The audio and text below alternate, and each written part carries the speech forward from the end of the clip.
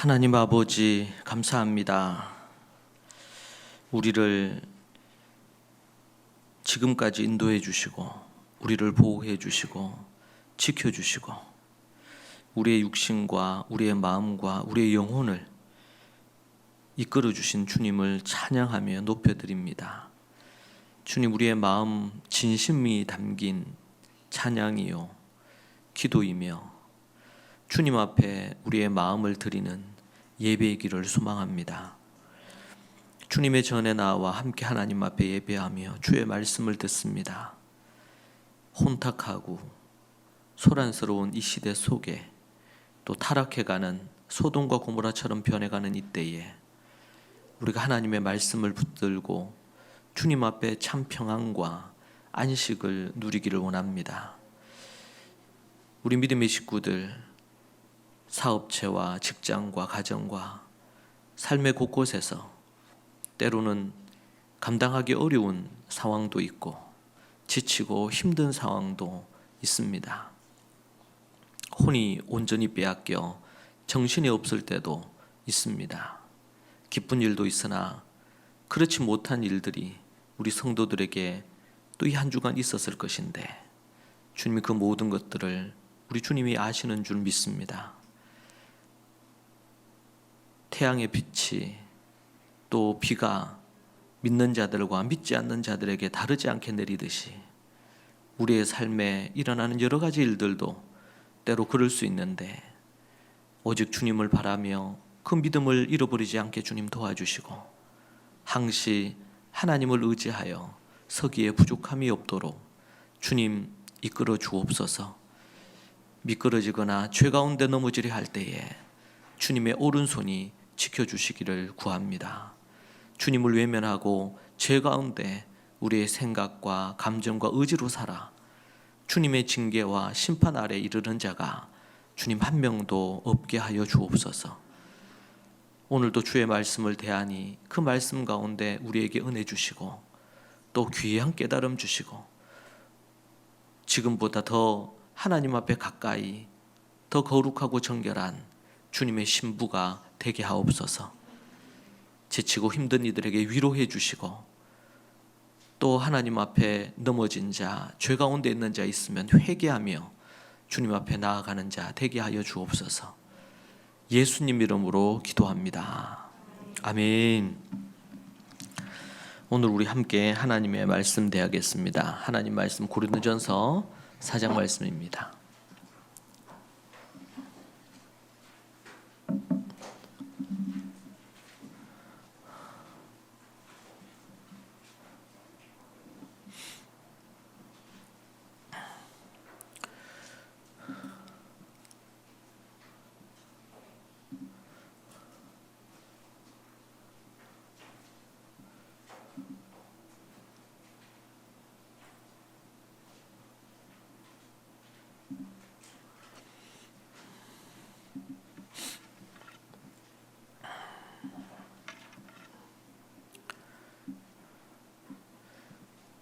고린도전서 4장 1절로 말씀 우리 같이 보겠습니다.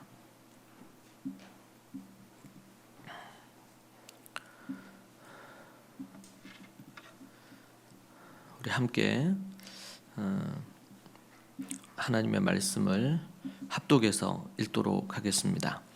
4장 1절로 5절의 말씀입니다. 함께 읽으시겠습니다.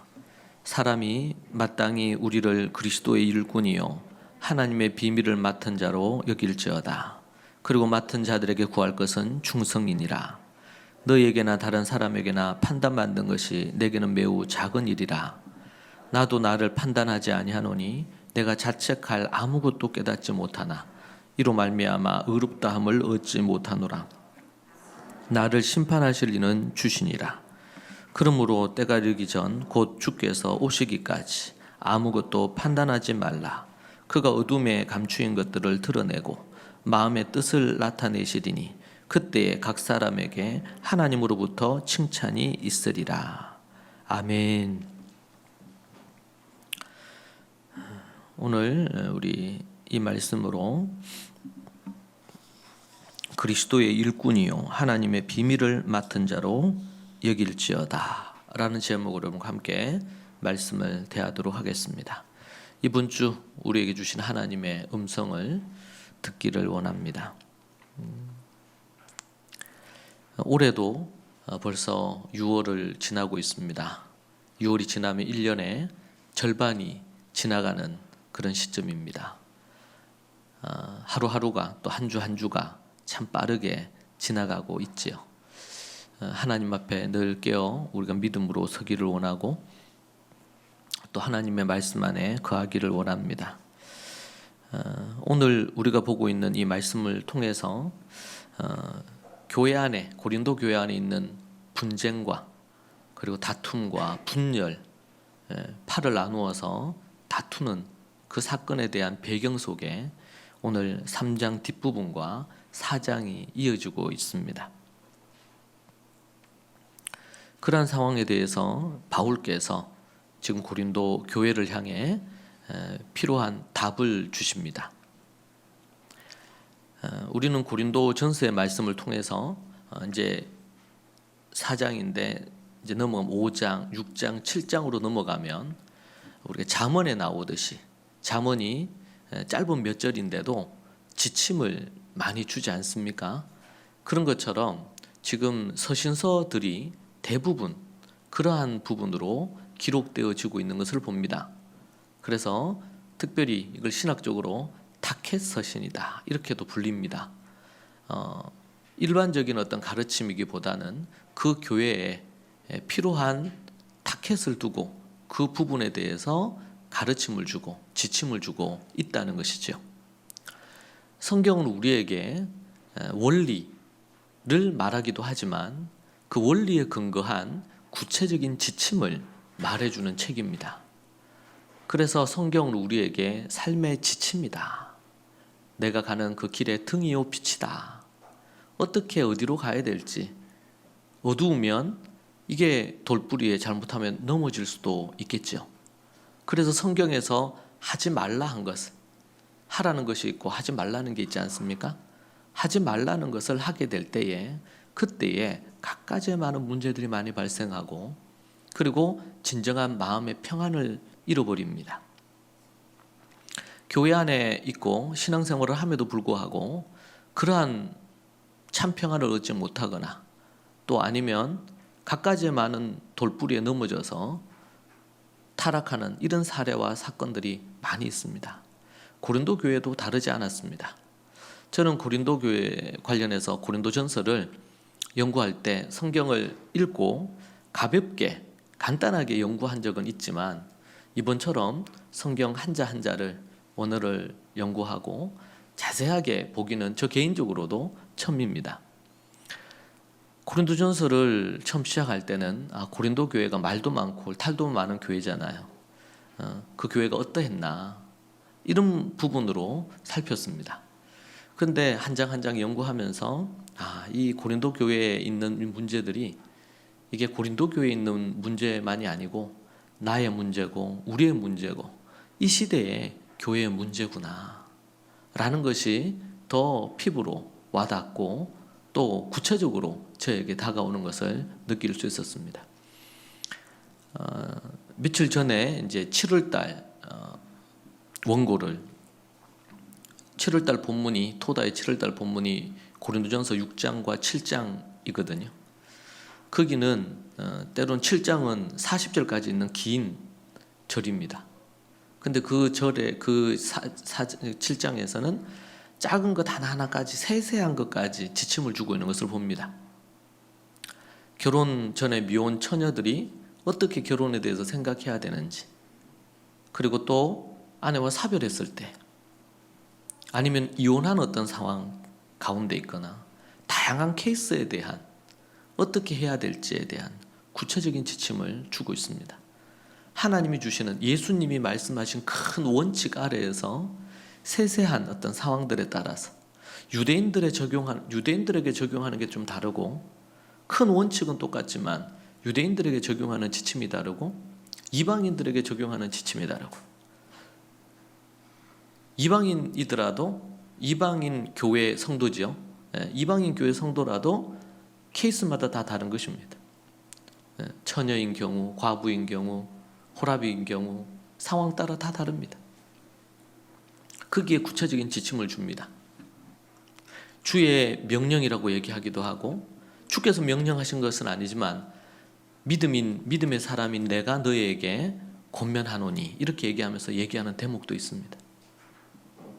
저는 고린도전서 말씀을 연구하면서 특별히 또 우리가 성령 강림절, 오순절을 지나면서 깨닫는 큰 은혜 중에 하나는 뭐냐면, 성경을 왜 율법이라고 하고 계명이라고 하는지 좀 더 뼛속 깊이 다가오는 것을 느꼈습니다. 성경을 우리는 하나님의 말씀이라고도 하죠. 가르침이라는 뜻인 토라라고도 얘기합니다. 이스라엘에서는 토라라는 이 단어는 율법이라는 의미로 그들은 여깁니다. 하나님의 계명이라는 뜻이죠. 성경은 우리가 생각할 때 내가 은혜 받는 좋은 구절, 위로되는 구절, 이런 말씀들에 줄을 치거나 우리는 그것을 또 외우거나 이런 경우들을 종종 봅니다. 또 그런 구절들만 뽑아가지고 말씀을 하야하기도 하는 경우들도 있죠.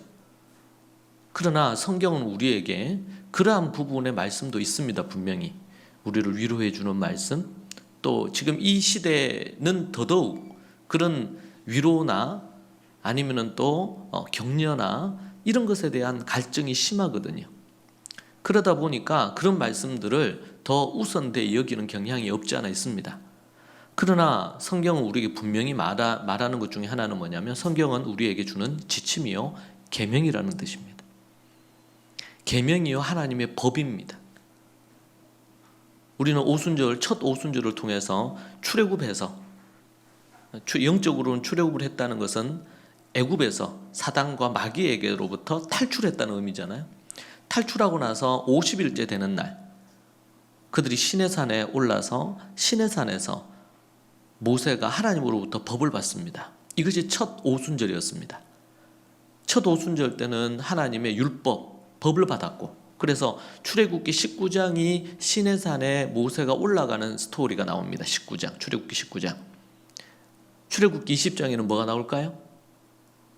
우리가 잘 아는 말씀이죠. 20장은 뭐가 나와요?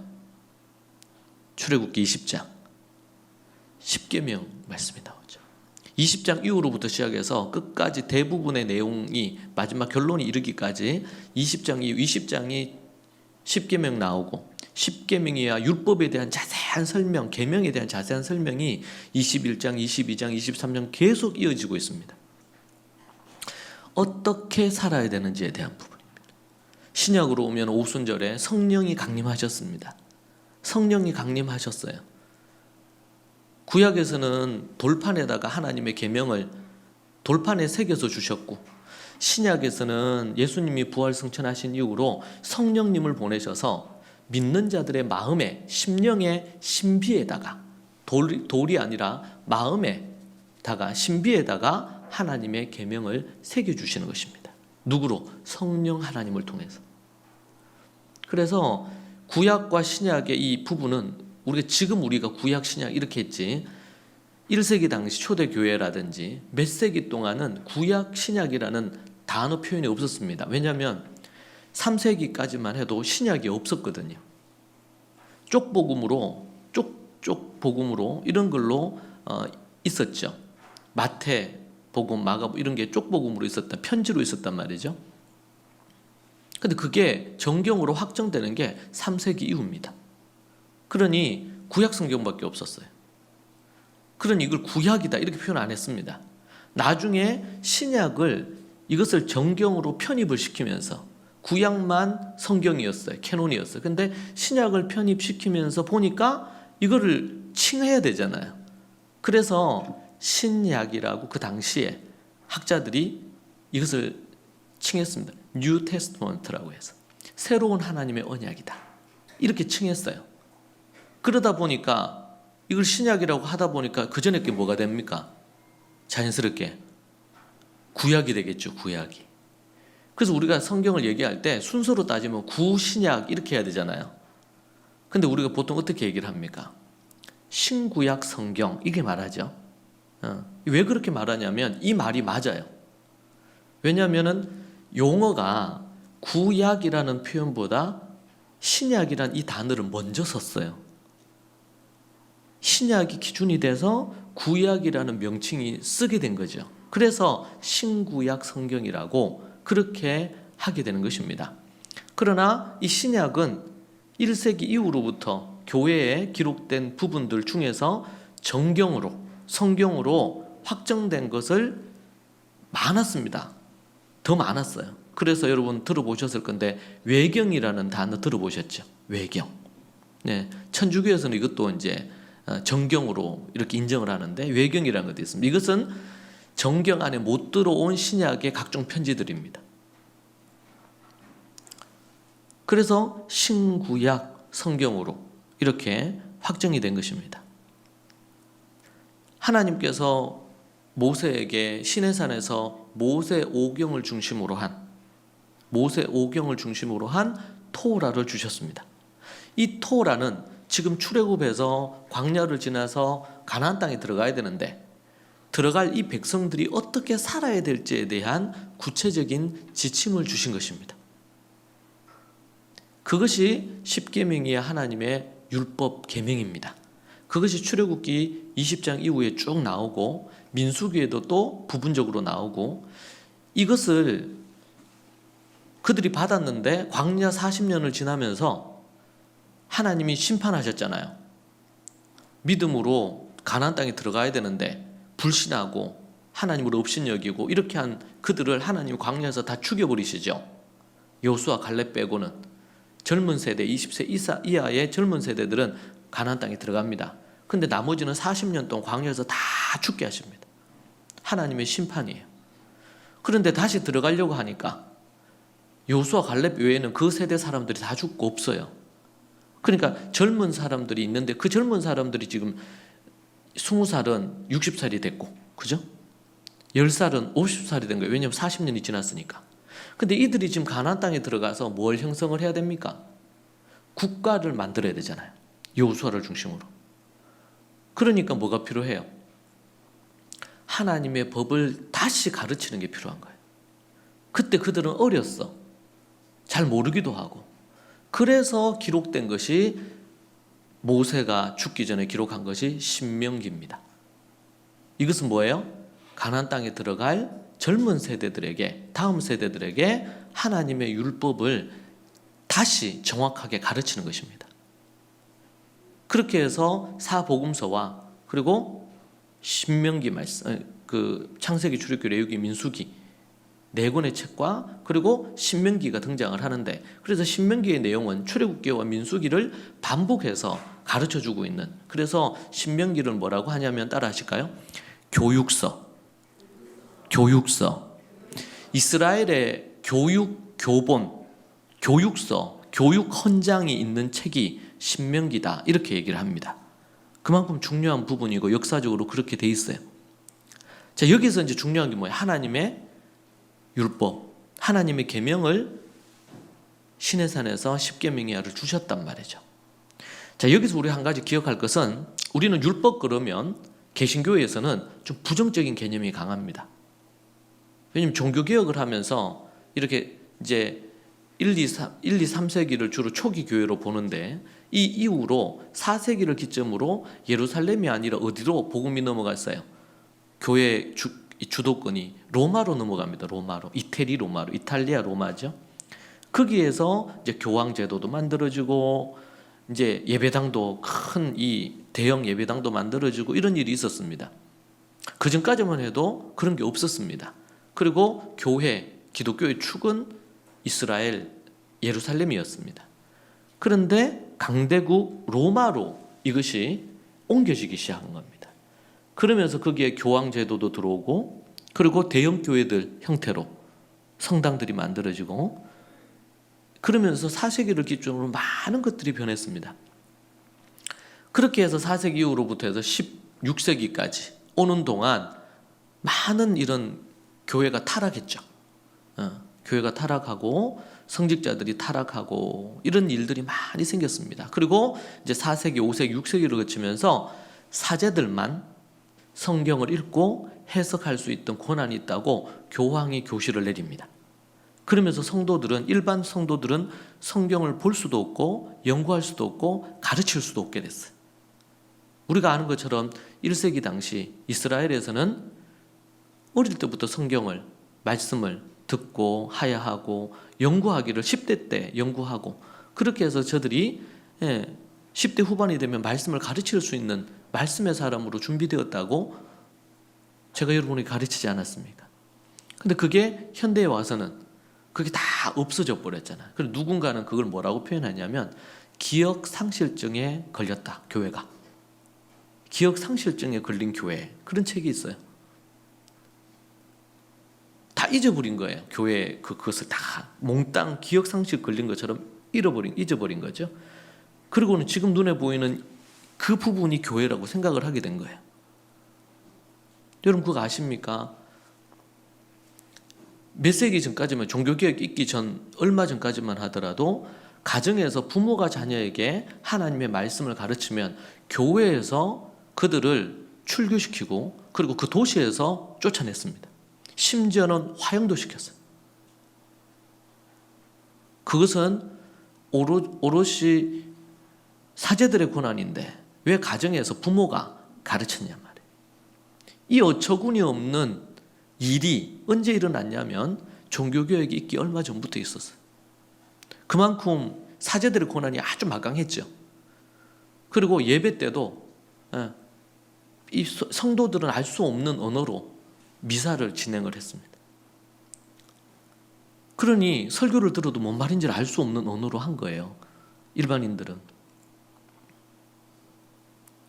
1세기, 2세기 당시의 교회와 얼마나 많은 부분이 생겼습니까? 그러니까 종교개혁을 통해서 일부가 종교개혁을 해가지고 우리가 말씀으로 돌아가자 이렇게 했지만, 그러나 여전히 변하지 않는 것들이 훨씬 더 많다. 그러면서 흘러오는 것이죠. 우리는 오순절과 성령 강림절을 지내면서 원래의 교회의 모습과 원래의 성도들의 삶이 어떠한지에 대한 명확한, 근데 우리는 이때까지 태어나면서부터 아니면 교회를 다니면서부터 그려진 이미지들이 이미 있기 때문에 이 패러다임을 바꾼다는 것이 너무너무 힘든 부분입니다. 어려운 부분이에요. 그러다 보니까 교회라 그러면 우리가 떠올리는 이미지가 있단 말이죠. 각자가 경험한 교회에 대한 부분이 있어요. 우리는 성경을 통해서 그 부분에 대한 것들을 1세기 교회, 원래 하나님이 예수님이 세우시려고 했던 교회를 복원하는 게 필요합니다. 복원하는 것이. 저 개인적으로는 20년, 또 짧게는 10수년을 그걸 복원하는 일에, 그러려면 먼저 저부터 제 안에서 복원이 돼야 되겠죠. 그렇게 하나님이 이끌어 주셨습니다. 여러분, 성경은 우리가 이제 이런 게 필요합니다. 성경, 그러면 우리에게 먼저 뭐가 떠올라요? 토라 떠올라야 돼. 이건 1세기 당시에 성경을 토라라고 그랬습니다. 또 뭐라 그럴까요? 지금 이제 이 성경이라고 얘기하게 된 거는 그렇게 오래되진 않아요. 또 율법, 계명, 하나님의 언약, 하나님의 말씀. 여기서 아주 두드러지고 중요하게 다루어야 될 게 뭐예요? 하나님의 율법, 계명입니다. 종교개혁을 하면서 개신교가 나오면서 프로테스탄트라고 그랬죠. 나오면서 지금 이 가톨릭하고 결별합니다. 그때 결별하게 된 가장 큰 거는 뭡니까? 여러분들도 공부해서 아시겠지만 면죄부를 판매합니다. 많은 사제들이, 교황청이 돈을 끌어모으기 위해서, 아니면은 사제들이 돈을 모으기 위해서 죄를 사하는 면죄부를 판매한 거예요. 돈을 받고. 그리고 너무나 성적으로도 그렇고 교회가 타락을 했습니다. 그래서 이제 종교개혁이 일어나게 돼요. 그게 가장 큰 부분은 바로 그런 부분입니다. 그것을 뭘로 만들었어요? 하나의 율법으로 만든 겁니다. 구원을 얻기 위해서 이 면죄부를 사야 되고, 그리고 뭐 연옥에 있고 어디 있는 사람을 끌어올리려면 천국으로, 지옥에 있는 사람도 천국으로 끌어올릴 수 있어요. 끌어올리면 뭐 하면 돼요? 은화를 헌금으로 해서 딱 하면은 올라간다는 거 이게. 근데 그걸 다 뭘로 만들었습니까? 교회의 법으로 만들었습니다. 법으로. 그리고 7성례라 그래요. 7가지 성례를 태어나면서부터 하는 유아세례로부터 시작해가지고 임종하는 부분에까지 7가지의 성례를 해야 천국에 들어간다. 이런 법이 있죠. 율법이, 캐톨릭의 법이 7가지가 있단 말이에요. 그러니까 여러분들이 어디 영화에 보면, 외국 영화에 보면 어떻게 합니까? 전쟁터에서 막 사람이 죽어. 근데 그럴 때 이 군종에 해당되는 그런 사람들이 가서 뭐 합니까? 그 사람이 죽기 전에 안수하잖아요. 왜 그러냐면 그렇게 해야 천국 들어간다고 그들은 믿었습니다. 유아세례를 받아야 천국 간다고 그렇게 생각했습니다. 이것이 하나의 법이었어요. 법. 똑같아요. 종교개혁 당시에 그랬을 뿐만 아니라 예수님 당시에도 유대의 법이 있었죠. 어떤 법입니까? 코르반이라는 법이 있었습니다. 하나님께 드려야 되지만, 이거 그러니까 부모님께 드려야 되지만 하나님께 드렸다고 하면은 부모에게 드려야 될, 부모를 복양하고 부모를 섬겨야 될 부분을 하지 않아도 되는 것으로, 하지 않아도 되는 것으로. 코르반이라는. 그래서 예수님이 엄청 화를 내시죠. 너희들의 장로의 유전으로, 선조들의 유전으로 뭘 폐기해요? 하나님의 율법을 폐기하는도다. 그러면서 저들을 향해서 맹비난을 하시잖아요.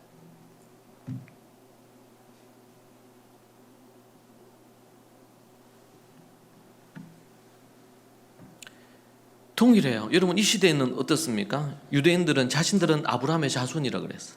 아브라함의 자손이기 때문에 구원 얻는다고 믿은 거예요. 그러니까 침례 요한이나 예수님 뭐라 그랬어요? 그 당시 굴러다니는 돌들로도 아브라함 자손 만들 수 있단 말이지. 아브라함의 자손이라고 구원 얻는다고 헛된 생각을 버려라. 지금으로 얘기하면 어떤 걸까요? 교회 나오면 천국 가거나 구원 얻는다고, 예수 믿는다고 말하면은 구원 얻는다고. 자기들은 아브라함의 자손이라는 거예요. 여러분, 지금으로 얘기한다면 교회 안에 목사나 장로나 총회장이나 신학교 교수, 이런 사람들이 바로 바리새인들, 율법학자들, 대제사장들, 제사장들, 레위인들 아닙니까? 근데 이들이 한 통속이 돼가지고 예수님을 십자가에 못 박잖아요. 자칫 잘못하면 이 시대 교회가 하나님을 대적할 수도 있어요. 하나님의 뜻을, 목소리를 내지 않으면. 도리어 목사들이, 성도들이 하나님을 대적하는 자들이 될 수도 있습니다. 예수님 당시처럼. 여러분, 종교개혁이 일어날 때 그때에 교황, 사제들, 신부들이죠, 수녀들, 그 많은 사람들이 어떤 짓을 했냐 말이에요. 그래서 도저히 뭐 안 되겠다 해가지고 수도원이 생기기 시작했어요. 이 타락한 이 교회에서 더 이상 못 살겠다. 그래서 저들이 산으로 모여가지고 수도원에서 저들이 거룩과 정결한 삶을 추구하면서 기도하는 일을 시작하기도 했어요. 그래서 기도원 운동들이 일어나기도 했죠. 종교개혁이 일어나서 교회에 개혁, 바람이 불기 시작했습니다. 그렇게 해서 교회가 이제 그리스도 교회, 카톨릭과 개신교가 나누어지다 보니까 캐톨릭 안에서도 개혁이 움직임이 일기는 시작했어요.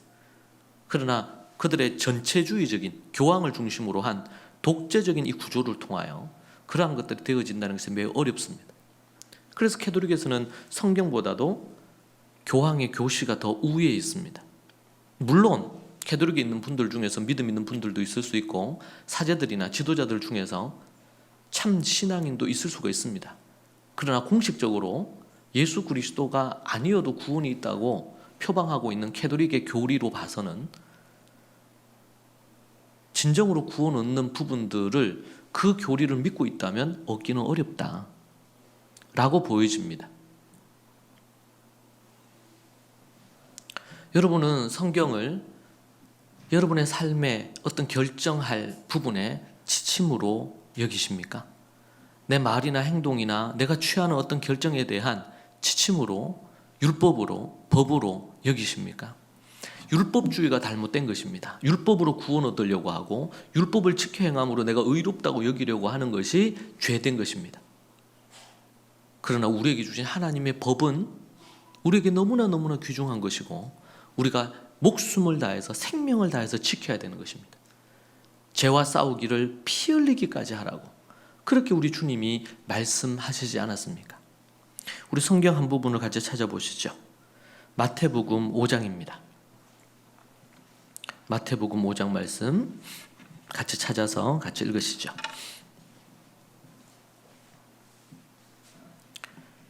마태복음 5장 말씀을 보면 빛과 소금에 대한 이야기를 하고요. 16절에 이렇게 나옵니다. 이같이 너희 빛이 사람 앞에 비치게 하여 그들로 너희 착한 행실을 보고 하늘에 계신 너희 아버지께 영광을 돌리게 하라. 17절에 그러니까 착한 행실, 이 착한 행실이 뭡니까?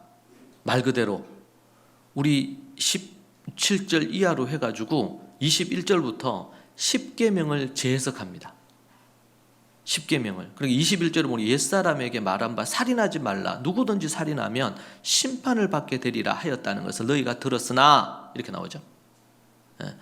율법에는 살인하지 말라 했는데 나는 너희에게 22절 나는 너희에게 이르노니 형제에게 노하는 자마다 심판받게 되고 형제에 대하여 라가라 어리석은 사람이라고 욕을 하는 사람을 라가라 하는 자는 공에 잡혀가 미련한 놈이라 하는 자는 천국에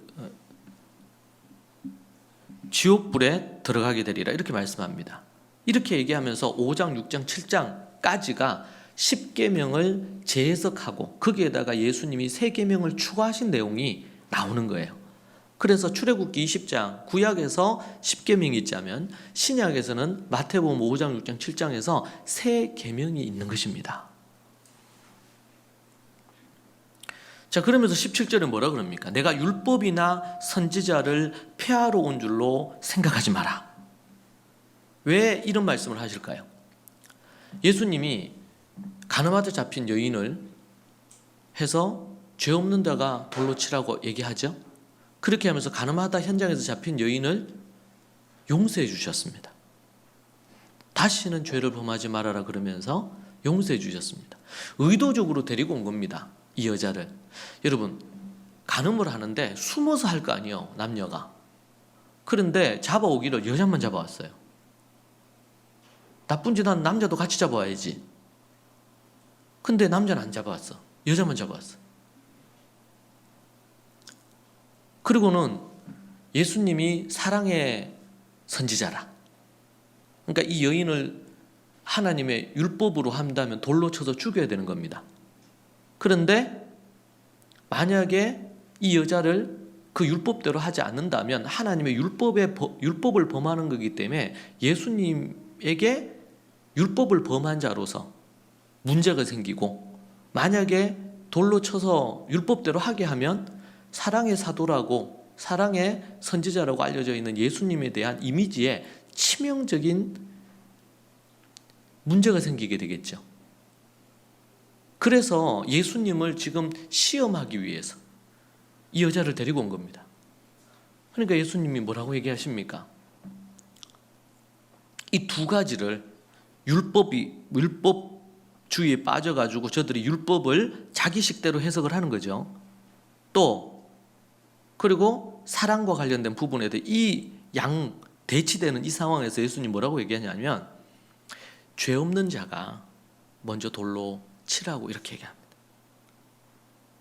여러분, 어떤 사람이 범죄를 했으면 그 범죄를 하는 거에 대해서 마태복음 18장에서 그 사람이 믿음 안에 있으면, 그러니까 유대인들은 다 하나님을 알고 하나님에 대해서 배웠기 때문에 교회 안에 있는 이들이다 이렇게 전제를 일단은 생각해 볼 수 있겠죠. 그래서 알아요, 이 여자도 유대인이니까. 근데 문제는 이 사람이 죄를 범했어. 그러면은 그 죄를 범했다 그럴 때는 이것을 어떻게 해요? 과정을 거쳐서 진실을 드러내고 판결을 내려서 처벌을 해야 되겠죠. 그리고 이 사람이 어떻게 반응하느냐에 따라서 케이스가 다 다릅니다. 그죠? 똑같은 어떤 죄를 범했다 하더라도. 그런데 무턱대고 데리고 와가지고 현장에서 간음하다 잡힌 여인이다. 어떻게 해야 되느냐? 답을 가지고 온 거예요. 왜? 간음하다 잡힌 사람은 죽여야 되는 거니까. 근데 예수님께서 뭐라 그러냐면 죄 없는 자가 먼저 돌로 쳐라. 그리고 예수님께서 그렇게 얘기하죠. 여자에게 다 이제 그러니까 돌 다 내려놓고 간 거예요. 돌 들고 쳐 죽이려고 하고 있는 상황에서 예수님이 그 여자를 향해서 얘기합니다. 나도 너를 정죄하지 아니하노니 다시는 이 죄를 범하지 말아라. 이 양 부분에 있어서 적대적인 입장 속에서 예수님의 명예가 손상되고 예수님을 결국에는 그들이 그렇게 해서 율법을 폐하는 자, 안식일을 범하는 자부터 해서 각가지의 신성 모독들을 다 붙여가지고 예수님을 십자가에 재판했잖아요. 재판도 그거는 불의한 재판이었죠.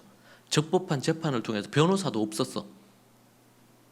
여러분 그 당시에도 법정에서 재판을 진행할 때 반드시 변호사가 있어야 되고 지금도 보면은 날짜가 재판을 하게 되면 날짜 잡잖아요.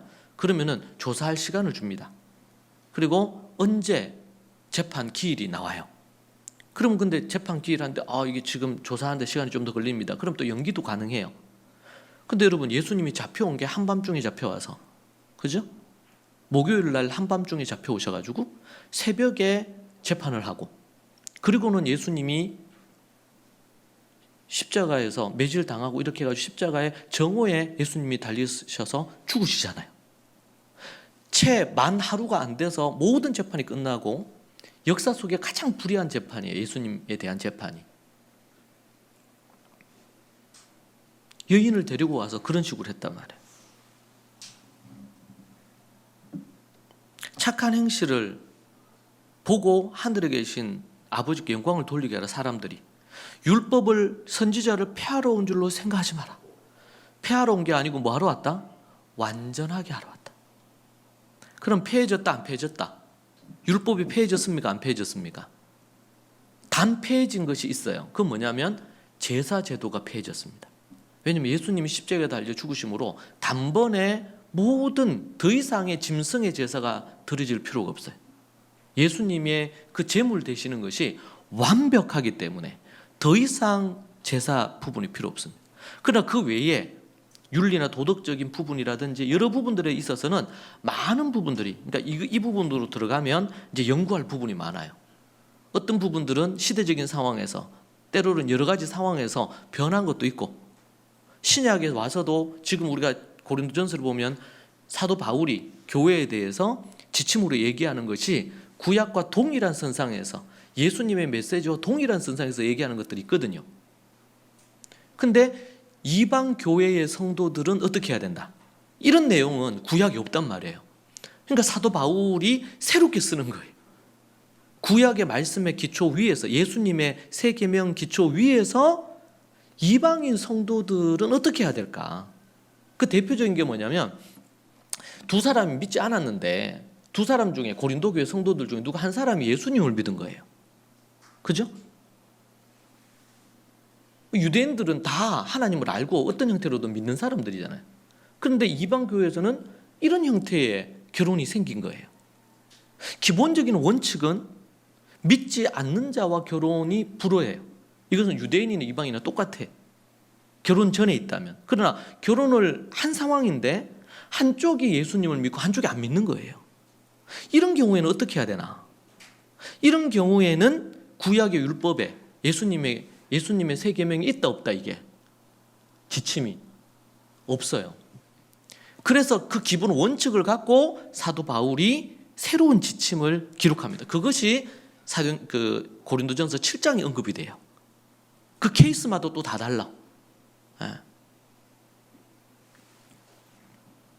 그래서 제가 그 부분을 연구하면서 큰 감동도 되고 이게 성경이 정말 구체적으로 우리에게 지침을 주는구나.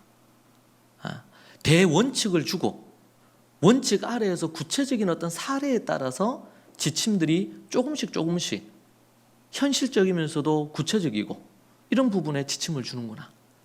단순히 그냥 이거 안 된다, 이거 된다 이런 원칙이 아니고 그 상황이나 케이스에 따라서 그런 원칙들을 주는 것을 봅니다.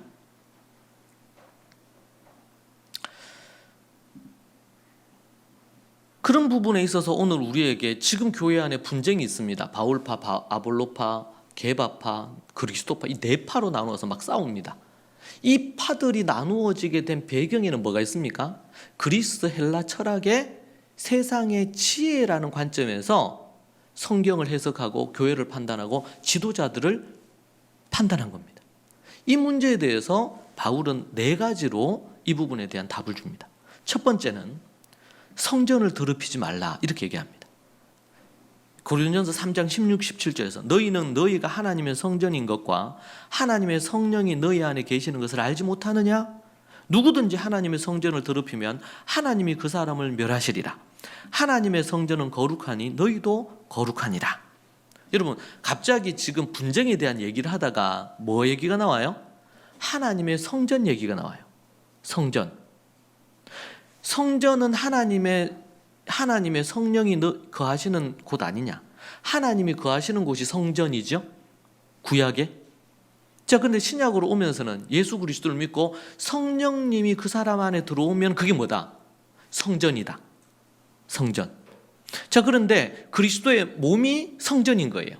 그러니까 예수 믿는 우리 각자도 성전이고 누구도 성전이야. 그리스도를 믿는 이들의 모인 교회 공동체가 성전이에요. 여러분 교회는 이 건물이 교회가 아닙니다. 이 교회당, 교회당도 중요합니다. 그러나 교회라고 할 때는 예수 그리스도를 머리로 해서 한 몸이 된 성도들, 개개인들의 연합체입니다. 이들에게서 중요한 것은 거듭나 주님을 믿는 믿음을 가진 자들입니다. 믿음을 가진 자.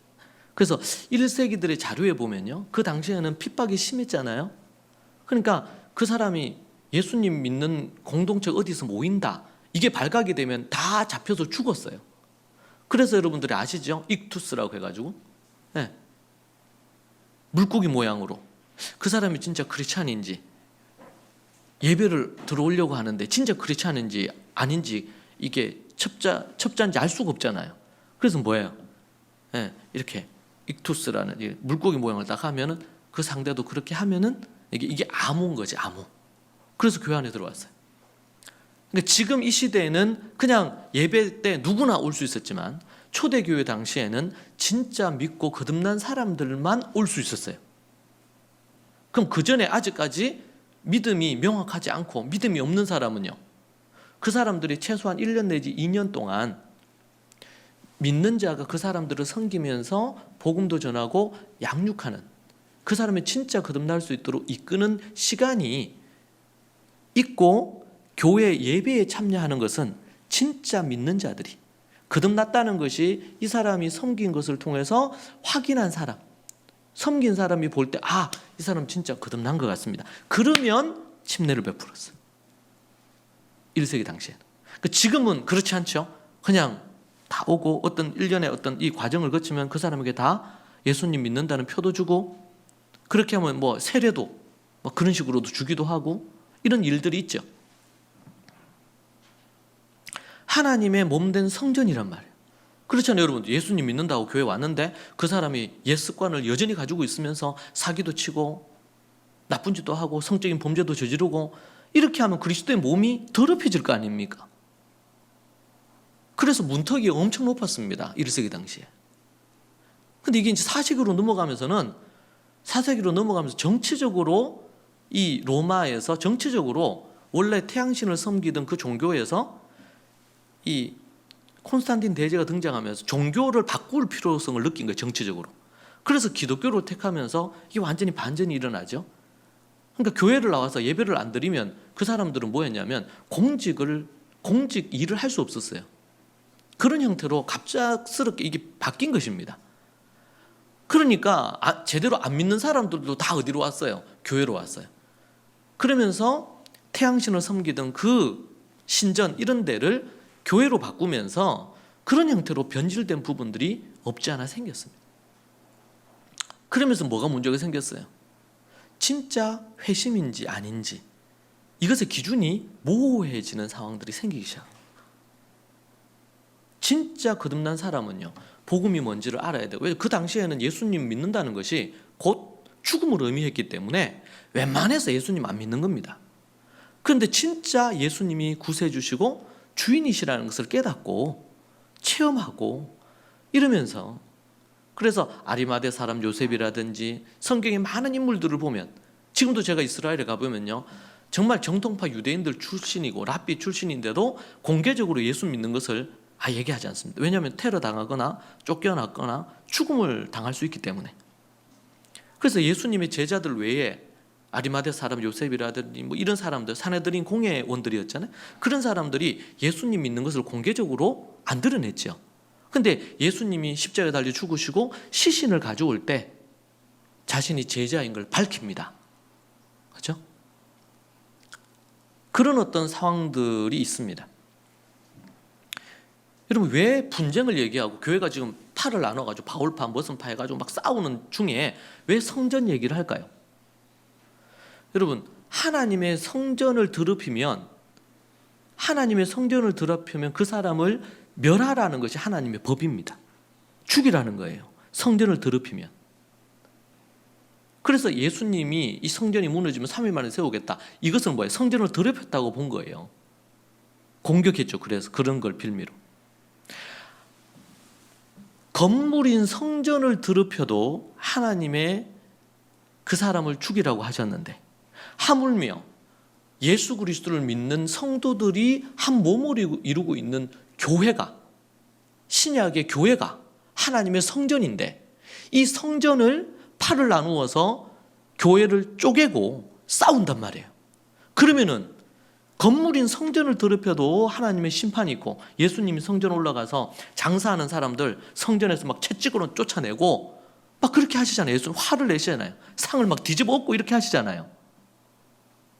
성전을 더럽혀도 그렇게 하셨는데, 하나님의 몸된 진짜 교회, 진짜 성전은 건물이 아니고 뭐라 그래요? 그리스도의 몸. 그리스도의 몸을 바울파, 아볼로파, 막 게바파 갈기갈기 찢어놓는 이 일에 대하여 하나님이 얼마나 더 심판하시겠냐 말이에요. 얼마나 더 화를 내시겠냐 말이죠. 그래서 16장 16절과 17절에서 그렇게 얘기하는 거예요. 하나님의 성전은 거룩하니 너희도 거룩해라. 그런데 지금 그것들이 거룩하지 않아. 왜 거룩하지 않아요? 팔을 나눠서 싸운단 말이에요. 교회 안에서. 성전을 더럽히지 말라. 성전을. 여기서 성전은 뭡니까? 건물로서의 성전도 하나님께서 더럽히면 그들을 심판하셨는데, 하물며 그리스도의 몸을 이룬 신약의 교회인 성전을, 교회를 성전이라고 표현하잖아요. 이 성전을 더럽히는 자는 하나님 어떻게 심판하시겠냐는 거예요. 이것이 첫 번째 바울의 명령입니다. 자, 여기서 바울이요, 고린도 전서에서 두 번에 걸쳐서 성전과 관련된 얘기를 합니다. 한 번은 지금 오늘 본문입니다. 3장에 팝을 나누어서 싸우는 문제에 대해서 성전 얘기하고, 또 하나는 음행에 대한 얘기를 하면서 이 성전 부분에 대한 얘기합니다. 너희 몸이 그리스도의 지체인 줄 알지 못하느냐? 내가 그리스도의 지체를 가지고 창녀의 지체를 만들겠느냐? 결코 그럴 수 없느니라. 창녀와 합한 자는 그와 한 몸인 줄 알지 못하느냐? 지금 음행에 대한 얘기를 하거든요. 지금 6장 7장에서 음행에 대한 얘기를 합니다. 그 음행에 대한 얘기를 하면서 뭔 얘기를 하냐면, 너희 몸이 그리스도의 지체잖아. 근데 그리스도의 지체를 가지고 창녀의 지체를 만들겠느냐? 이 뭐야? 음행하면 그리스도의 너희 몸이, 우리가 예수님 믿는 사람들을 성전이라고 했죠. 금방 3장에서. 자, 그런데 예수님 믿는 사람들 모임이 예수 그리스도를 진짜 믿고 거듭난 사람들이 한 몸을 이루어요. 그러면 뭐예요? 이게 성전이야. 진짜 성전이에요. 구약에서 건물의 성전은 그림자고, 진짜 성전은 교회죠. 진정한 교회, 거듭난 이들의 모임인 교회, 이 성전이에요. 근데 분쟁해서 그렇게 한 거예요. 그러면 성전 안에 있는 교회 안에 있는 한 사람 한 사람은 성전이다 아니다? 성전이다 아니다? 성전이겠죠. 너희 몸이 그리스도의 지체인 줄 알지 못하느냐? 예수 그리스도를 머리로 하고 우리가 몸이라 그랬잖아요. 그리스도 교회는. 그러면 각자가 뭐다? 성전이다 아니다? 성전이다. 성전인지 알지 못하느냐? 근데 내가 그리스도의 지체를, 너희들이 그리스도의 성전이 몸을 가지고 음행을 하면은 믿는 사람이 결혼을 한 기혼자가 바람을 폈다. 이게 뭡니까? 음행이죠. 결혼 전인데 처녀가 결혼하지 않은 상태에서 어떤 이성과 성관계를 가졌다. 음행이죠. 어떤 남자든 어떤 여자든 창녀나 아니면은 남창을 상대로 해서 몸을 섞으면, 성관계를 가지면 그 뭐야? 음행이죠. 거듭난 성도가 음행을 행하면 창녀와 몸을 섞은 거예요. 그러니 그것은 창녀가 되는 거야. 그래서 16절, 창녀와 합한 자는 그와 한 몸인 줄 알지 못하느냐? 둘이 한 육체가 되었단 말이에요. 결혼한 부부는 이혼을 하면 안 되는 거예요. 원칙이. 왜? 한 몸이 됐단 말이에요. 한 몸이. 그런데 그리스도의 신부가 됐어. 이제 우리는 한 몸이 됐어요. 예수 그리스도와 함께 한 몸이 되었는데 음행을 저질러서 성적인 죄를 범했어요. 그럼 어떻게 해요? 하나님의 성전이 더럽혀진 거예요. 성전이 주와 합했잖아요. 예수님과 한 몸이 됐잖아요. 신부로서 한 영이 됐다고 17절에서 얘기합니다. 그래서 18절 뭐라 그럽니까? 음행을 피하라. 사람이 범하는 죄마다 몸 밖에 있거니와 음행하는 자는 자기 몸의 죄를 범하느니라. 너희 몸은 너희가 하나님께로부터 받은 바 너희 가운데 계신 성전인 줄을 알지 못하느냐? 너희는 너희 자신의 것이 아니라 값으로 산 것이 되었으니 그런즉 너희 몸으로 하나님께 영광을 돌리라. 믿는 성도가 음행을 저지르면, 소위 말해서 바람을 피고 성적으로 타락하면 그 몸을 값으로 사신 예수님이 우리를 값으로 사셨는데 너희 몸으로 하나님께 영광을 돌려야 되는데 창녀의 몸을 만들었단 말이에요. 창녀의 몸을.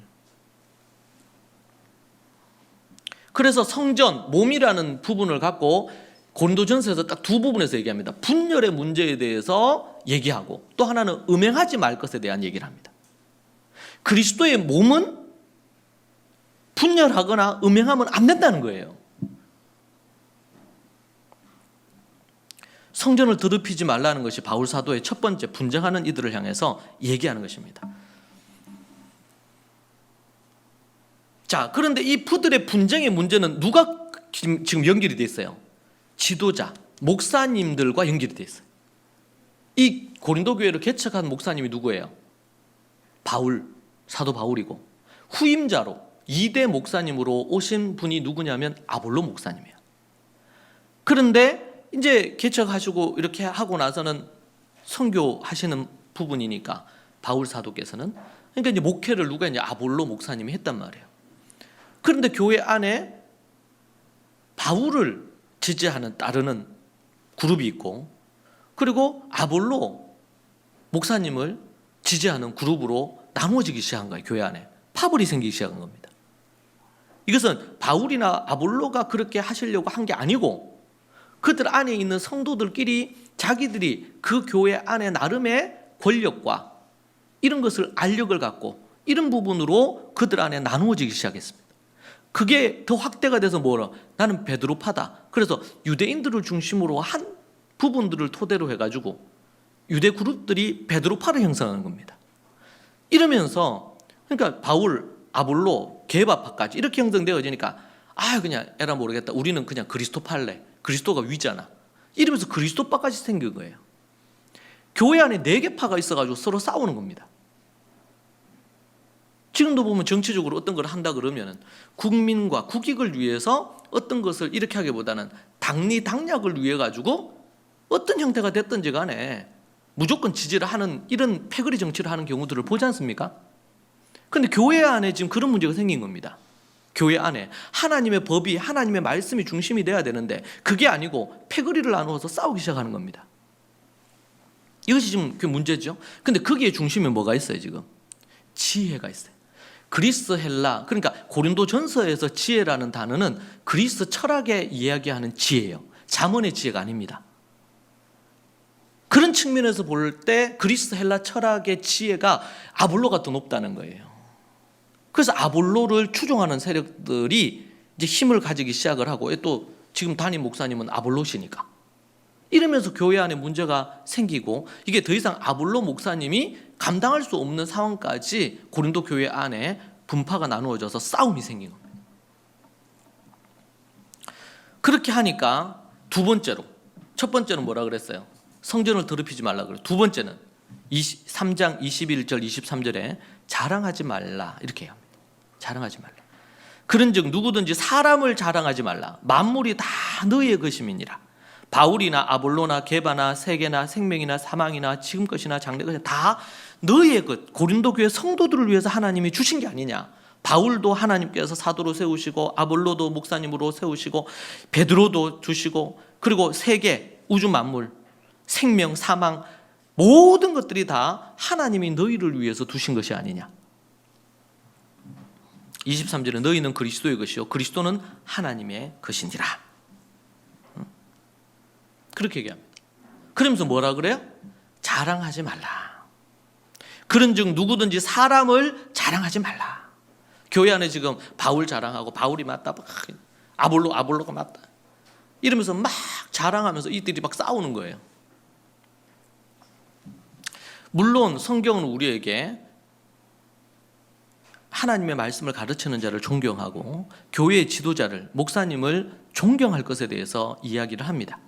디모데전서 5장 17절에 이하에 보면 나오죠. 잘 다스리는 장로들은, 여기 장로는 번역을 장로라고 했는데 여기서 장로라는 부분들은 다 포함하는 지도자를 포함합니다. 목사나 교회 지도자들을 포함하는 겁니다. 장로들은 배나 존경할 자로 여기되 알되 말씀과 가르침에 수고하는 이들을 더욱 그리할지니라. 그렇게 얘기를 하죠. 네. 존경하라. 그러니까 존경을 하다 보면 그 목사님에 대해서 자랑할 수도 있겠죠. 그 일반적인 자랑이 문제가 되지 않습니다.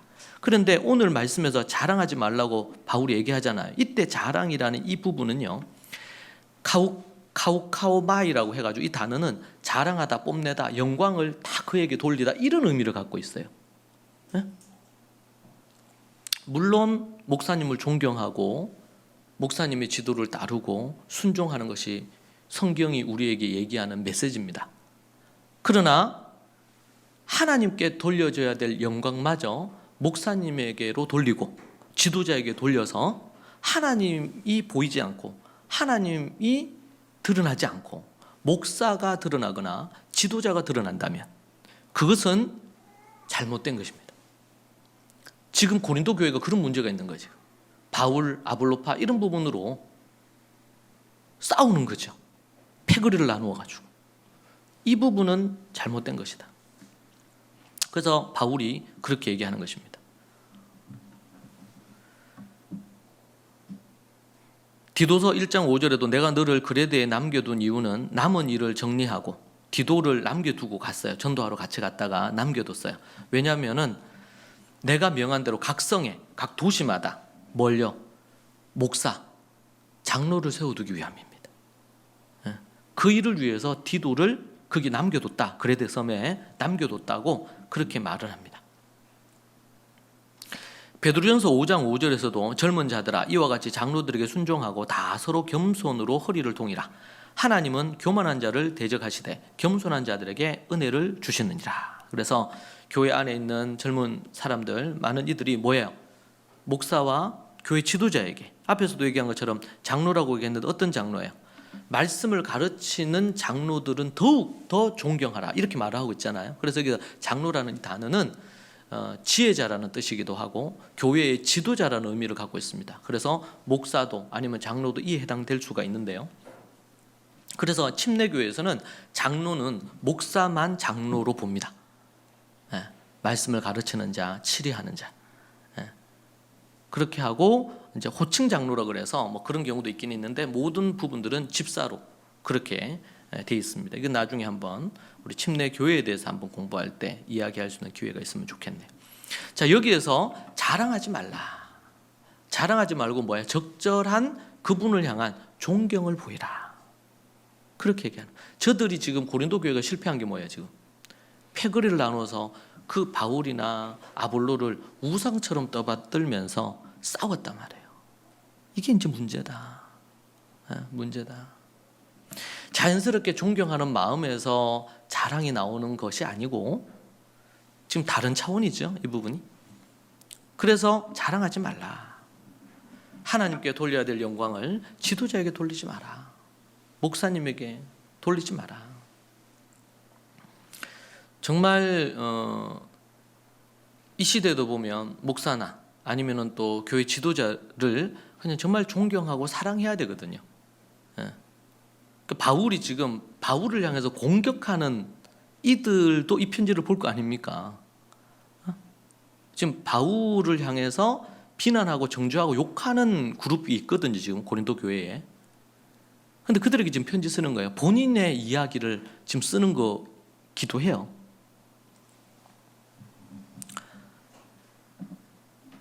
존경하고 사랑할 것을 얘기를 합니다, 바울이. 그러나 지나친 자랑과 맹목적인 추종과 이러한 것은 바르지 않다. 그렇게 이야기하고 있습니다. 자랑하지 말고 존경하라. 앞에서 본 것처럼 베드로 사도가 얘기하는 베드로 전서에서도 그 말씀이 나오고 바울이 디도서도 그렇고 디모데 전서에서도 그렇고 지도자를 어떻게 대해야 될지 구체적으로 얘기해 주고 있습니다. 자랑하지 말라. 이 분쟁의 문제를, 다툼의 문제를 해결하려고 합니다. 세 번째는 그리스도의 일꾼으로 여기라 하는 것입니다. 그리스도의 일꾼으로 여기라. 오늘 고린도전서 4장 1절에서 5절을 우리가 보았는데요. 사람이 마땅히 우리를 자랑하거나 추종하지 말고 하나님이 세우셨기 때문에 사람이 마땅히 우리를 그리스도의 일꾼으로 여기고 하나님의 비밀을 맡은 자로 여겨라. 여겨라. 하나님께서 구약에서도 제사장을 세우고 또 신약에서도 사도들과 이 목사를 세우고 이렇게 세워서 하시려는 게 뭡니까? 하나님의 비밀을 전하고 하나님의 계명을 가르치기 위한 거예요. 성도들을 올바른 곳으로 이끌기 위한 것입니다. 그렇죠? 그런데 그 일이 가능하려면 성도들이 어떻게 해야 됩니까? 바울을, 아볼로를 그리스도의 일꾼으로 여겨야 되겠죠. 하나님의 비밀을 맡은 하나님이 세우신 하나님의 종임을, 하나님의 일꾼임을 인정을 해야 됩니다. 그렇지 않고서는 어떻게 해요? 하나님의 뜻이 교회 가운데 이루어질 수가 없어요. 제가 여러분에게 하나님의 말씀을 전하는데 이 말씀을 하나님의 음성으로 받고 하나님 앞에 때로는 찔림이 있을 수도 있고 때로는 책망이 있을 수도 있고, 제가 어떤 한 개인을 두고 제가 설교하거나 그런 일은 이때까지 제가 평생 사역을 하면서 한 번도 없었습니다. 그러나 성경 말씀에서 그 말씀 그대로를 전할 때 어떤 분들은 목사님이 어떻게 매주마다 나에게 얘기하시는 것처럼 들린다는 거예요. 좋게 받는 경우가 있는가 하면 어떤 경우는 내 들으라고 하는 소리구나 이렇게 받는 사람도 있어요. 하나님의 일꾼으로 하나님의 비밀을 맡은 자로 그렇게 여기고 존경하고 사랑해야 영적인 관계가 형성되고 하나님의 뜻이 이루어질 수 있겠죠. 사무엘이, 사울 왕이 있는데 사무엘이 얘기하잖아요. 그런데 이 사울 왕이 하나님의 말씀을 전하는 사무엘의 말을 듣지 않습니다. 그 어떻게 돼요? 듣지 않으니까 결국에는 결별하게 되죠. 사무엘과 사울이. 이것이 사울의 가장 인생의 잘못된 선택이었어요. 그러고는 결국에는 얼마 지나지 않아서 선지자들을 잡아 죽이는, 제사장을 잡아 죽이는 그런 무지막지한 짓을 하죠. 사울이 왕의 권력을 이용해가지고. 그리고 죄 없는 다윗을 죽이기 위해서 혈안이 돼서 10수년을 미친 듯이 죽이려고 합니다. 정말 안타까운 일이에요. 근데 그가 여러분 예언도 하고 성경에 보면 얼마나 겸손했던 사람입니까?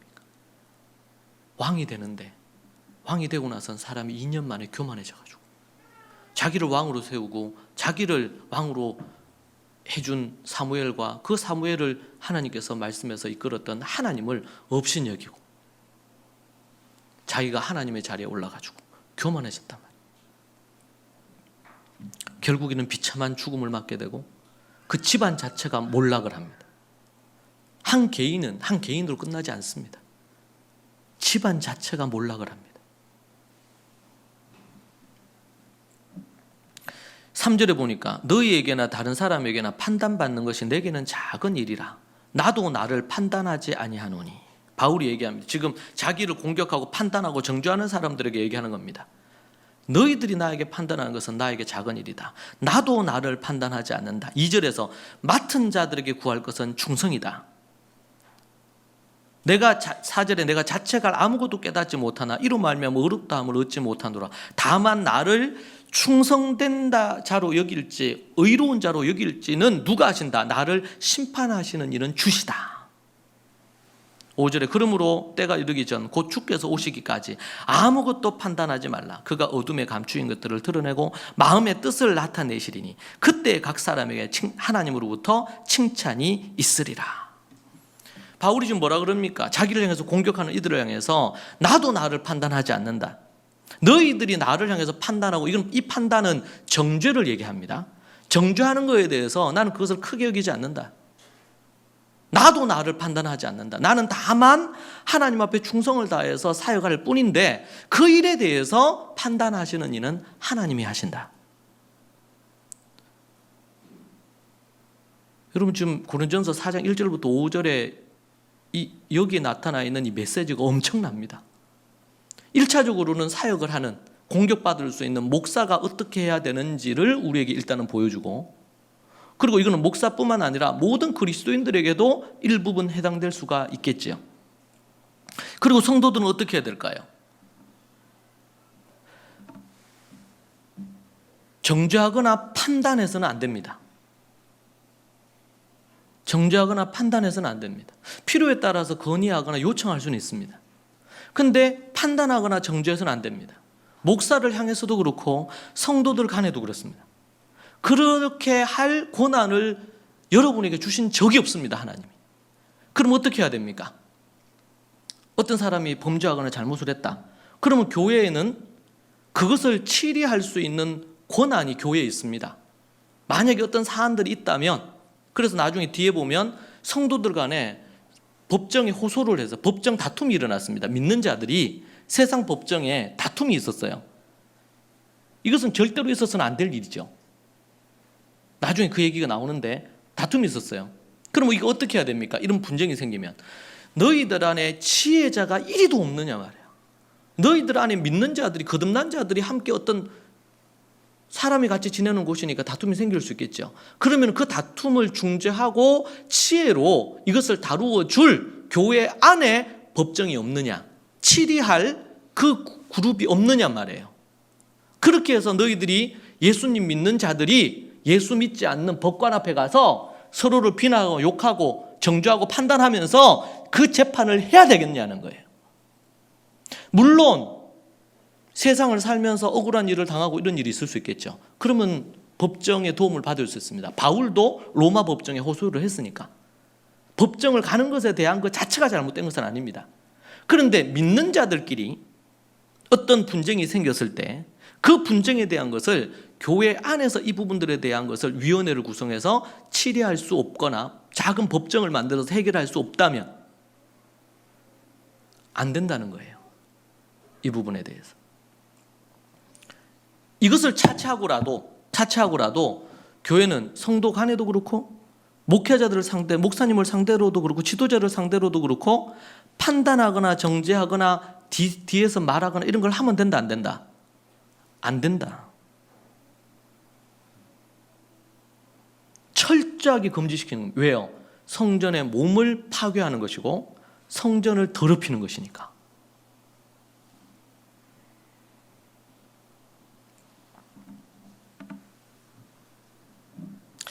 최근에도 학교에서 유니스 학교에서도 보면 그런 일이 생깁니다. 아이들끼리 특별히 보면은 이제 여자 아이들끼리 이런저런 일들이 종종 생겨요. 그래서 최근에도 이런저런 그 연락이 와서 선생님한테 조사를 하시라 그랬어요. 그 제가 이제 그런 일이 생겨가지고 조사를 이렇게 그러니까 작은 법정이죠. 그렇잖아요. 지금 어떤 애가 억울한 일을 당했다고 지금 어머니를 통해서 호소가 들어왔으니까. 그러면 제가 그럴 때 제가 늘 얘기합니다. 아이들 얘기를 듣고 판단하지 말고 먼저 저한테 의뢰를 하세요. 그래서 제가 이제 우리 선생님한테 얘기합니다. 부모님이 얘기한 거 관련된 거를 충분히 선생님이 이해할 수 있도록 전달하고 선생님이 조사를 합니다. 지난주에 그런 건이 있었어요. 한 3일 동안 선생님이 때로는 2시간씩 3시간씩 아이들 하나 사실관계를 정확하게 파악을 해야 되니까 되도록이면 억울한 일이 없어야 되니까 그런 걸 쭉 파악을 하고 그리고 저한테 보고를 했어요. 그 저는 이제 보면 알죠. 그 선생님 선에서 이게 이제 안 되면 제가 이제 직접 나섭니다. 애들 한 명 한 명을 불러가 제가 이제 확인을 합니다. 그래서 예전에는 어떤 경우는 그전은 한 3-4시간을 조사를 한 적이 있어요. 제가 직접. 왜냐면 얘기가 다 다르니까. 그래서 당사자도 2명 불러서 조사하고 둘이 얘기가 다르잖아요. 그럼 제가 직접 그걸 본 게 아니니까 관계자들을 부릅니다. 관계자들을 이 주변에 그 당시에 있었던 관계자들을 다 불러요. 관계자를 불러가지고 한 명 한 명 얘기를 듣습니다. 한 명 한 명 얘기를 듣고 나서 제가 다 적죠. 그러고 나서 따로 불렀던 애들을 필요에 따라서 2-3명씩 부릅니다. 말이 안 맞는 부분은 대질 신문도 합니다. 그렇게 해서 사실관계가 정확해야 돼요. 왜 억울한 일이 없어야 되니까. 그렇게 해서 조사를 합니다. 그래서 그때 한 4시간을 조사를 했어요. 네.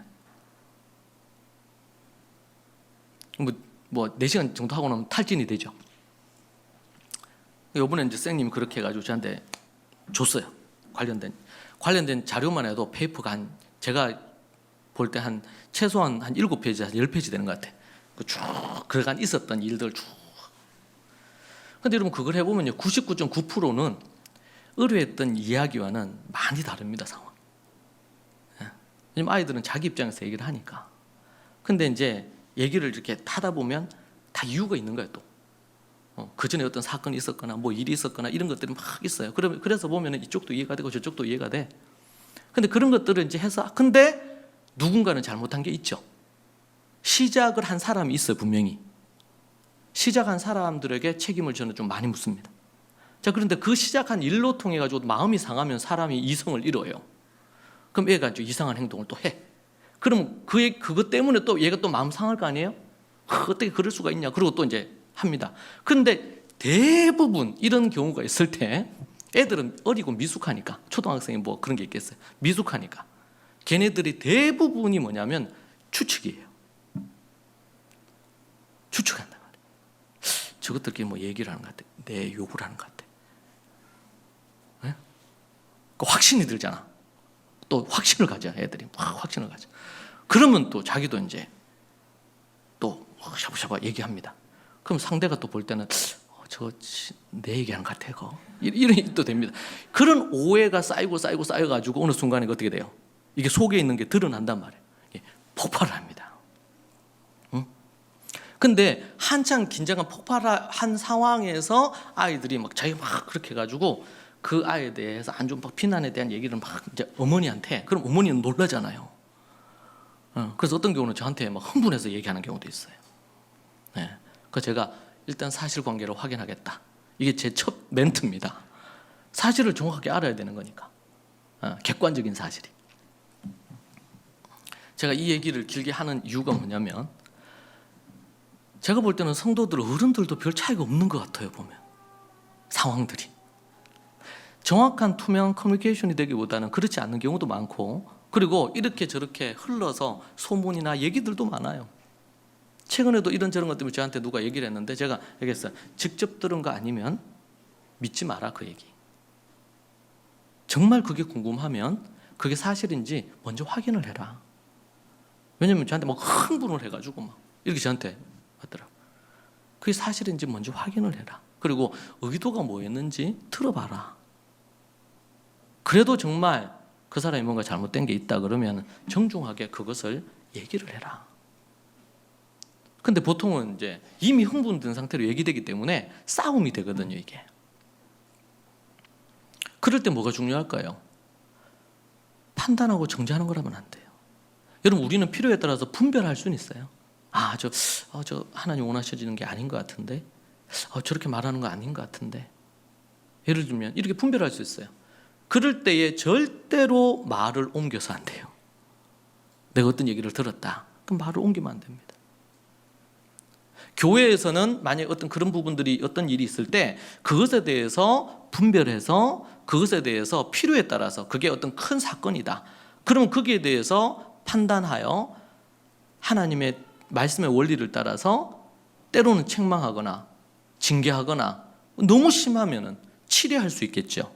이게 교회가 그리고 하나님께서 교회에 그리고 교회 목사에게 주신 그리고 교회 지도그룹에게 지도자들에게 주신 하나님의 권한입니다. 이 권한은 사사로이 성도들을 판단하고 정죄하기 위해서 주신 권한이 아니고 교회가 한 몸이 되고 다툼이 없게 하고 그렇게 하기 위해서 하나님이 주신 교회 안에 소위 말해서 사법적인 권한이에요. 이것은 세상적인 사법에 이런 처벌이 있거나 이런 건 아니지만 하나님의 법에 의한 올바른 부분으로 교회가 분쟁이 없이 하나가 되게 하기 위하여 그러기 위해서 하나님이 주시는 부분입니다. 그럴 때 중요한 게 뭐예요? 만약에 앞에서 얘기한 그 아이들이 그런 일이 있었어. 그러면은 바로 선생님한테 와서 이런 부분 때문에 이런 어려움이 있는데 선생님 이런 부분 살펴봐 주시면 좋겠다고 이런 얘기를 한마디를 초기에 했다면 쉽게 해결이 됐겠죠. 근데 그렇지 않고 안에서 자꾸 이걸 키우는 겁니다. 부부 사이도 그렇습니다. 투명하게 커뮤니케이션하고 추측하지 않고 미리 짐작해서 말하지 않고 판단하고 정죄하는 것을 멈춰야 돼요. 여러분, 부모 자식 사이에도 평생을 함께 살고 키워주시고 함께한 부모 자식 사이에도 때로는 어려움이 있는데 평생을 같이 안 살다가 30년 넘게 같이 안 살다가 함께 결혼한 사람들이 서로가 서로를 맞춘다는 것은 얼마나 어려운 일입니까? 쉽지 않은 일이거든요. 그것은 잘못됐다기보다는 다른 것들이 훨씬 더 많습니다. 그런 부분에 있어서 우리가 성숙해 가면서 이해하고 용납하지 않으면 참 어려운 부분이죠. 판단하지 말라. 지금 계속 얘기합니다. 판단하지 말라. 판단하지 말라. 3절에서 사정 3절에서 나도 나를 판단하지 아니하노니 그렇게 얘기하죠. 5절에서 아무것도 판단하지 말라. 정죄하거나 판단하거나 이렇게 하면 안 돼요. 그냥 기도하세요. 어떤 문제가 보입니까? 기도하십시오. 어떤 조언을 하려고 하는데 그 사람의 마음밭이 지금 받아들일 마음밭이 아닙니까? 더 얘기하기 어렵습니다. 도리어 상대를 공격합니다. 저는 이때까지 20년 목회를 하면서 그런 일이 얼마나 많았겠어요. 제가 어떤 경우에는 정말 도저히 이제 사단에게 내줄 정도가 됐다 싶어서 마지막으로 얘기하는 경우가 있어요. 마지막으로. 성도님, 너무 교만하다. 제가 얘기한 적이 있어요. 이번에도 여러분 우리가 우리 인큐베이터 들어가다 늦게 나온 우리 주은이 그 엄마가 우리 싱글 때부터 우리 같이 대구 교회 개척했거든. 근데 갓 이제 그거 해가지고 이제 갓 대학 졸업해서 학원 강사로 들어간 거예요. 그 제가 그때 얘기했어요. 그 주일날도 일하는 학원에 그걸 한 거예요. 그 제가 얘기를 했어요. 제가 어떻게 보면 제일 좀 세게 얘기한 사람 중에 한 사람일지 몰라. 우리 자매가 민경이잖아요. 우리 민경 자매 돈독이 오른 것 같아. 제가 이런 얘기를 했어요. 갓 대학을 졸업하고 나서 직장생활 하는데 막 강사하잖아. 유명 강사 되고 싶어. 그래서 막 이런 마음이 있단 말이야. 그런데 어떤 기준을 직업을 선택하는데 주의를 범하는 것가 된 거예요. 그 제가 이런저런 얘기하다가 또 워낙 오랫동안 대학 때부터 제가 가르쳤던 학생입니다. 학생이고 그런 부분으로 해서 하니까 그때 제가 그런 얘기를 했어요. 근데 참 너무 귀한 것은 제가 그런 얘기 하는 것도 쉽지 않잖아요. 근데 그 말을 듣고 자기가 그때 제 기억으로는 너무 오래돼가지고 오래된 이야기인데 그때 그걸 직장을 그만둔 걸로 알아요. 하나님께서 새로운 직장 구하는데 주일도 성수하면서 뭐 할 수 있는 그런 부분으로 주신 걸로 기억하는데 좀 그걸 받아서 마음에 하나님의 음성으로 듣고 순종하는 것이 참 복이죠. 말한 저보다도 그걸 받아들여서 그렇게 하는 것이 얼마나 큰 복입니까? 또 이게 영적인 관계 안에 있으니까 얘기할 수 있는 거겠죠. 그러니까 만약 그때 그렇게 해가지고 계속 막 돈을 생각하면서 막 주일도 성수 안 하고 이렇게 만약 했더라면 어떻게 됐겠어 인생이 길게 보면. 근데 그때 딱 그 기준이 생긴 거야. 그래서 뭐를 하든지 만에 주일 성수할 수 있는 부분을 찾고 애를 쓰고 때로는 돈이 좀 월급이 부족하더라도 이런 기준을 갖고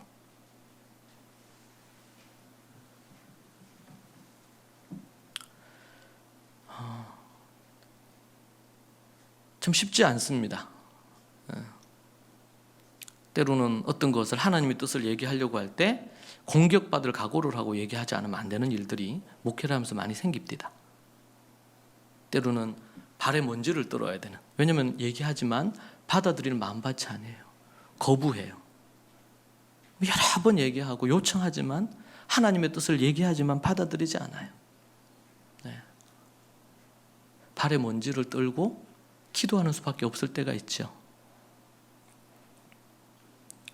그리스도의 일꾼으로 여기고 하나님의 비밀을 맡은 자로 여기고 존경하고 사랑하지 않으면 하나님은 그 지도자를 통해서 여러분에게 메시지를 주시고 가르침을 주시고 또 잘못된 길로 가지 못하도록 때로는 울타리가 되기도 하고 그런 부분들을 할 건데 그런 부분들에 대한 것을 얻을 수가 없는 것입니다. 그래서 뭐라 그래요? 목자 없는 양처럼 사는 거예요. 각기 제 길로 가면서 사는 거예요.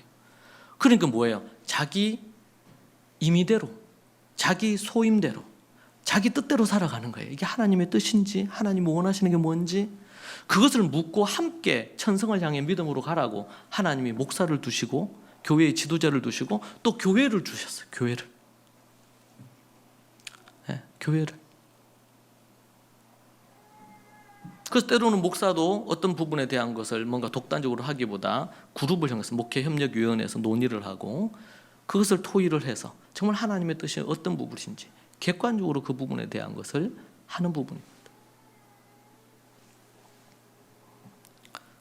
마지막으로 네 번째, 세 번째가 그리스도의 일꾼으로 여겨라는 거예요. 네 번째가 교만하지 말라.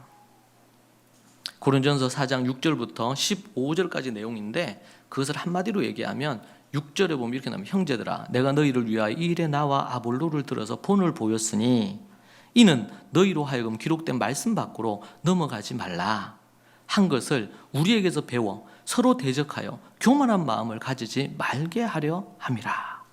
말씀 밖으로 넘어가지 말라. 사울 왕이 말씀 밖으로 넘어갔죠. 하나님의 뜻을 전한 사무엘에게 대적하면서 하나님이 다 죽이라 그랬어요. 아멜렉 왕부터 시작해서 모든 짐승까지도 하나님의 뜻이 있어 그렇게 얘기했는데 자기 임의대로 왕도 살려주고 아각도 살려두고 그리고 이렇게 저렇게 했단 말이에요. 뭐예요? 말씀 밖으로 넘어선 거예요. 말씀 밖으로 넘어간 거예요. 그것은 하나님을 대적하고 교만한 마음을 가진 것이죠. 그래서 지금 이 분쟁, 이 바울파 아볼로파 싸우게 된 가장 큰 건 뭡니까? 뿌리에 교만이 있습니다. 교만이. 성도들 개인이 목사들을 판단하는 거예요. 지금 바울 목사, 아볼로 목사 판단하는 거예요. 그리고 말하는 거예요. 그게 발전이 되니까 이제는 패거리가 나누어진 거죠. 그러면서 싸움이 일어나기 시작하는 겁니다. 아볼로 목사님을 중심으로 서로 화합을 하고 어떤 부분에 대해서 함께 논의해서 함께 한 마음으로 가야 되는데 그렇게 하지 않고 패거리를 나눠서 그 안에서 싸우기 시작한 거예요. 아볼로 파들은 아볼로 목사님이 자기들을 더 지지해주고 자기들 중에서 뭔가 직분자도 세우고 이러기를 바랬겠죠. 근데 아볼로 목사는 그렇게 안 했을 거란 말이에요. 그러니까 불만이 생겼을 거예요. 바울 파들은요 또 교회 안에 이런 파가 있다는 것 자체가 잘못된 거죠. 사랑하는 여러분, 이것의 뿌리가 교만입니다. 교만하기 때문에 귀를 열어서 안 듣습니다, 여러분. 귀를 열어서 안 들어요. 그리스도의 일꾼으로 여기라 그랬는데 그리스도의 일꾼으로 안 여기는 거예요. 자랑하면 안 됩니다. 다만 존경하고 사랑해야 됩니다. 성전을 더럽히는 일이 없어야 될 줄로 믿습니다. 사랑하는 여러분, 정말 우리가 우리의 일상을 살 때에 정말 조심하고 주의하십시다. 깨어 있으십시다. 그리고 모든 관계에서 화평하십시다. 위에서 기도하시고 위에서 그들을 위해 축복하시고 때로 잘못된 길로 갑니까? 여러분이 그것을 해결할 수 있는 부분이 아니면 입 밖으로 내지 마십시오. 주께서 그 일을 이루시고 주께서 그 일을 다루실 것입니다. 그리고 교회에서는 질서를 따라 하셔야 됩니다. 그렇게 할 때에 지금 고린도 교회가 갖고 있는 이런 분쟁들이 발전되지 않고 교회가 한 마음 한 뜻으로 나아갈 수 있습니다. 여러분, 이런 일이 생기면 어떤 문제가 생깁니까? 개인의 신앙이 무너집니다. 다툼이 생기거나 이렇게 되면 신앙이 무너져요. 하나님과의 깊은 교제가 사라집니다. 심각한 많은 문제들이 생깁니다. 여러분이 정말 하나님의 지혜로 서기를 소망합니다. 기도하겠습니다. 하나님, 감사합니다. 우리에게 이 귀한 말씀을 주시고 실제적인 지침을 주시니 감사합니다.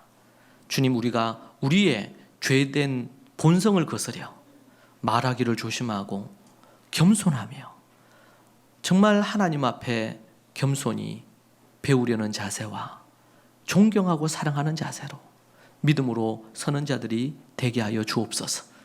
그리하여 우리 교회 안에 서로 하나 되지 못하는 일이 없게 하시고 서로가 서로를 향해 비난하거나 정죄하거나 판단하는 일이 없게 주님 도와주시고 더 깊이 사랑하게 하여 주옵소서. 예수님 이름으로 기도합니다. 아멘.